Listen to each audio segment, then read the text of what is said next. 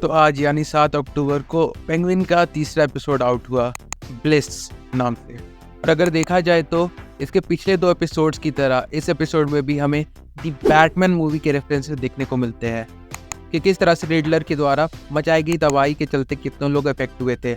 और उसमें केवल गॉथम के अपर और एलिट क्लास के लोग ही नहीं थे, बल्कि मिडिल क्लास और लोअर क्लास के लोग भी थे जिन्होंने अपनी फैमिली को खोया था उस इंसिडेंट में।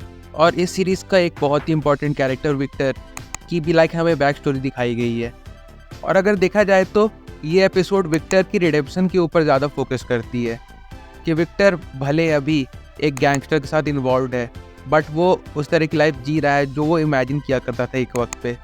और इसलिए जब इस एपिसोड में उसे वो चांस मिलता है जिसकी मदद से वो इस क्राइम वाली दुनिया से बाहर जा सकता था, वो उसे इग्नोर कर देता है। और ये चीज़ एक बहुत ही खूबसूरत साइकोलॉजिकल डिग भी लेती है विक्टर के कैरेक्टर पर, जहाँ विक्टर अपने माँ बाप को खोने के बाद विक्टर के पास कुछ ऐसा रहता नहीं है जिसकी वजह से वो इस दुनिया पर रिलाई कर सके। But as soon as penguin walks in his life, उसे वो इन्फीरियर बट मोटिव मिल जाता है। And that's why he chose to be with Penguin rather than his girlfriend and living out Gotham for California। और इस episode में हमें ये भी दिखाया गया है कि कैसे पेंगुइन धीरे धीरे करके अपने सारे सुपीरियर्स को नीचे किए जा रहा है और खुद की एक अलग मार्केट बनाया जा रहा है विद सोफिया और विद अदर फैल्कॉन मेंबर्स, जिसमें बहुत लोग उसके इस चीज़ से एग्री नहीं करते हैं, बट उनके पास और कोई चारा नहीं है बिकॉज पेंगुइन के पास कुछ ऐसे सबूत है जिसकी वजह से वो कुछ कर नहीं सकते। They all have to agree with penguin.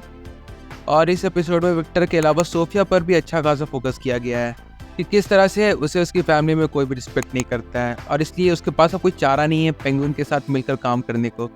And so खुद को रीस्टैब्लिश करने के लिए सोफिया एक ड्रग लेके आई है और उस ड्रग को पेंगुइन नाम देता है ब्लिस, जिस पर इस एपिसोड का नाम रखा गया है।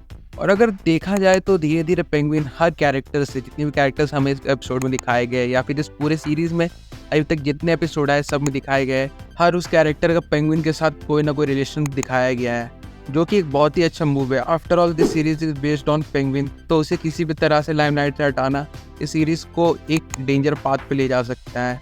और जिस तरह से पेंगुइन ऑपरेट करता है इस पूरे बिजनेस को, उससे भी हमारा ध्यान हट सकता है। तो ये बहुत अच्छी बात है कि इसके पूरे सीरीज़ को पेंगुइन के साथ रिलेट करके दिखाया जा रहा है वंस अगेन।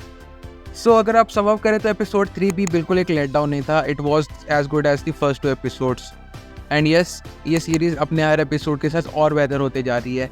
तो मैं बहुत ज़्यादा एक्साइटेड हूँ इसका आखिरी एपिसोड देखने के लिए, क्योंकि एज पर इंफॉर्मेशन इसका आखिरी एपिसोड ही बैटमैन की अगली जो सीक्वल मूवी आने वाली है उसे इस्टेब्लिश करेगा। सो देखते हैं कि आगे मेकर्स इस चीज़ को किस तरह से दिखाएंगे। मैं उसके लिए काफ़ी एक्साइटेड हूँ। और अगर हाँ आपने इस एपिसोड को देखा है तो आपको ये एपिसोड कैसा लगा कमेंट करके ज़रूर बताएं। बाकी फिर चलिए मिलते हैं बहुत जल्दी एक नए वीडियो के साथ। तब तक के लिए बाय।